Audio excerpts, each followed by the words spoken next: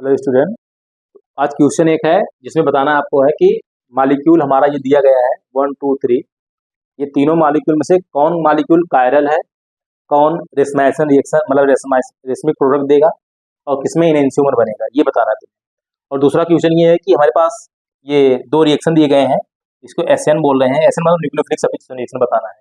मतलब इन दोनों मॉलिक्यूल इसमें या तो इसमें दोनों में किसमें एसएन रिएक्शन होगा, न्यूक्लियोफिलिक सब्स्टिट्यूशन रिएक्शन होगा।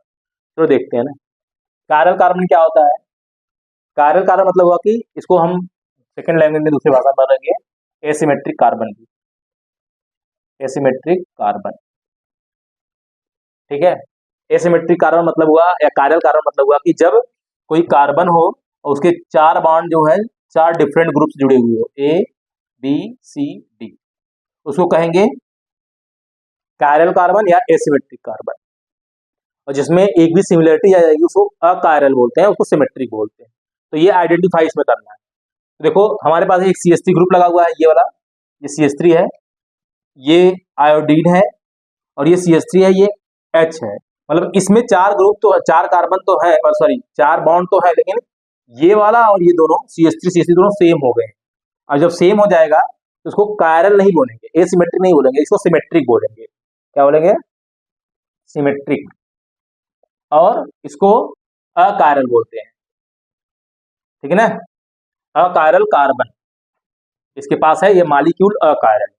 जिसके पास अकायरल कार्बन रहेगा वो मॉलिक्यूल भी अकायरल हो जाएगा, जिसके पास कायरल कार्बन होगा उसके बाद वो मॉलिक्यूल भी कायरल होगा, है ना।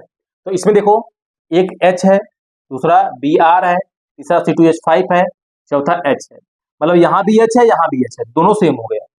एक भी सेम नहीं होना चाहिए, ध्यान रखना, सब डिफरेंट होना चाहिए। तो इसको क्या करेंगे, ये हमारा एसिमेट्रिक है, सॉरी ये सिमेट्रिक है और अकायरल है ना।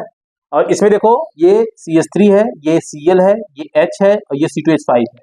तो चारों ग्रुप क्या है यहाँ पे डिफरेंट है। और ऐसे मॉलिक्यूल को ऐसे कार्बन को जो चारों ग्रुप डिफरेंट रख रहा हो उसको कायरल कार्बन बोला जाता है या एसिमेट्रिक कार्बन बोला जाता है। तो ये मॉलिक्यूल हमारा क्या है, कायरल है और असिमेट्रिक है।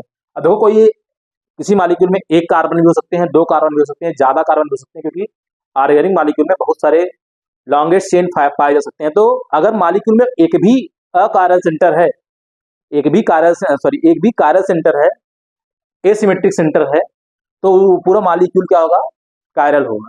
अगर एक भी नहीं है तो क्या होगा, वो अकायरल होगा। फिलहाल के लिए तो तुम्हारा आंसर क्या होगा, ये इस वाला जो ये वाला मॉलिक्यूल थर्ड वाला वो कायरल है, एसिमेट्रिक है।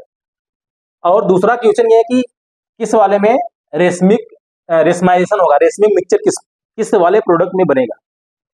अगला क्वेश्चन ये है कि इनएंशियोमर किस में बनेगा। तो अगर इनएंशियोमर बात पूछा जाए या रेसमाइजेशन पूछा जाए, तो ये दोनों बात तभी होगी जब हमारे मॉलिक्यूल में कायरल कार्बन होगा। अच्छा, कायरल कार्बन चाहे एक हो चाहे दो हो, उससे मतलब नहीं, एटलीस्ट वन तो होना चाहिए, ज्यादा चाहे जितना हो जाए, है ना। तो अगर जिसमें कायरल कार्बन होगा उसमें ही रेसमाइजेशन होगा, उसमें ही इनएंशियोमर बनेगा। ठीक है ना। और ये बात भी तुम्हें बताया गया कि अगर रेसमाइजेशन कहाँ होता है, रेसमाइजेशन वहां होगा जहां पे SN1 रिएक्शन होगा, और इनएंशियोमर वहां होगा जहां पे SN2 रिएक्शन होगा। SN1 SN2 क्या होता है वो हम लास्ट क्लास में डिस्कस कर लिए हैं, उसको थोड़ा देख लें तुम लोग जाकर।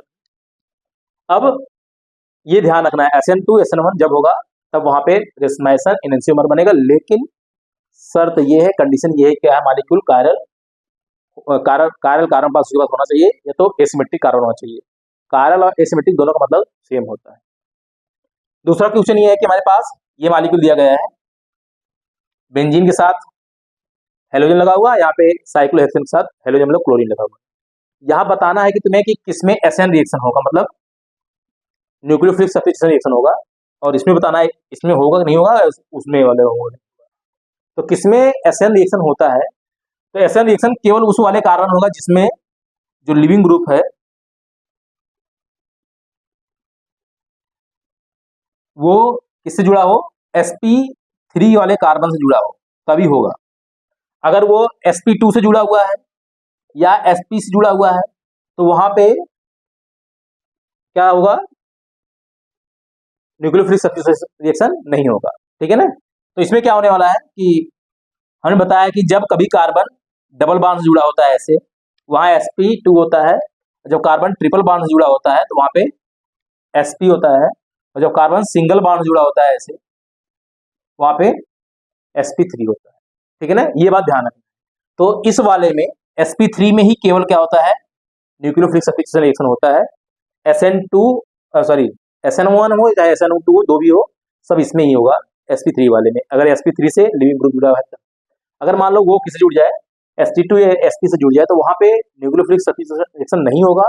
मतलब तुम न्यूक्लियोफाइल को लाकर यहाँ से इसको हटा नहीं सकते हो, ये हो ही नहीं सकता है। अगर होगा कब, जब टेम्परेचर बहुत ज्यादा हाई कर दो, प्रेशर बहुत ज्यादा हाई कर दो, यानी ड्रास्टिक कंडीशन लेके आओ, तब ऐसा हो सकता है, वरना नहीं होगा। तो हमें ऐसा कुछ नहीं करना है।